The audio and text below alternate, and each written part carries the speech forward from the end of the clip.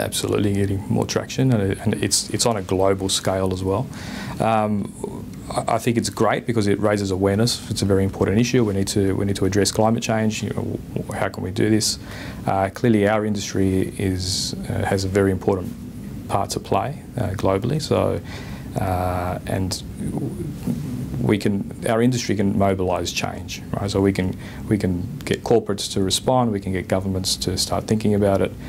So it is important. While having said that, the main issue is addressing climate change. So divesting out of mining stocks may not be the best way to address it, but it's still raising the awareness, which is a good thing. It depends on the reasons for the divestment.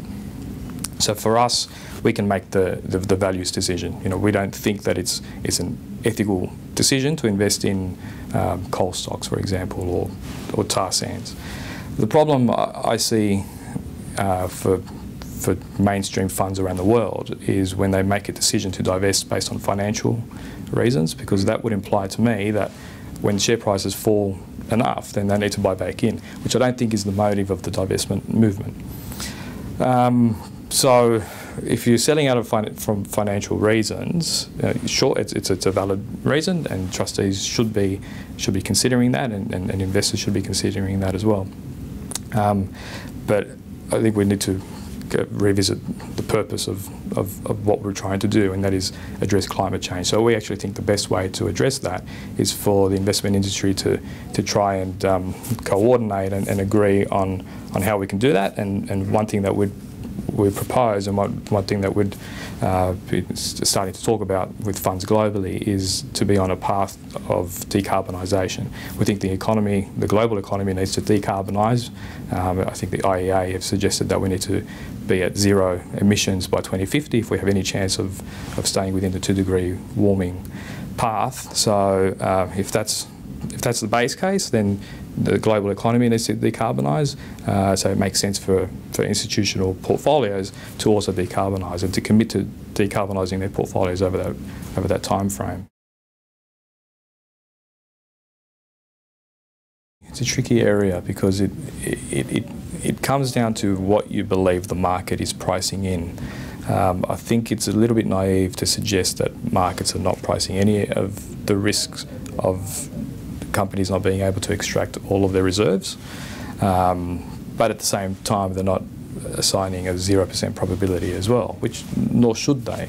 But we think that there's going to be a very strong chance that the global governments are going to get together and try to restrict how much carbon or how much more carbon we put into the atmosphere.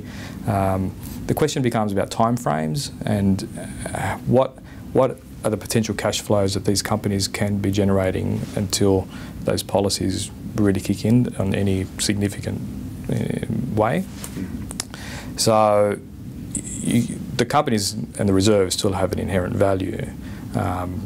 It probably is higher than if you take a reasonable probability at assigning what how much can they actually extract. But it's a tricky exercise. I don't think anyone has actually done the full exercise to say that there is financial risk, there's no doubt, but it does come down to what you think the probability of extracting those reserves are relative to what the market's pricing in.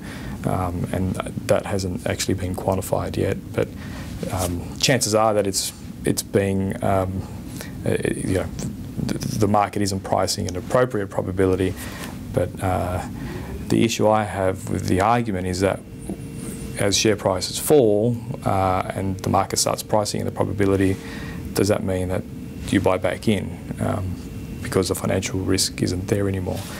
So for us, it's an easier decision. We think it's just, it's not right. We shouldn't be extracting so much coal and oil and whatnot. We need to decarbonise, so it's a much easier decision for us.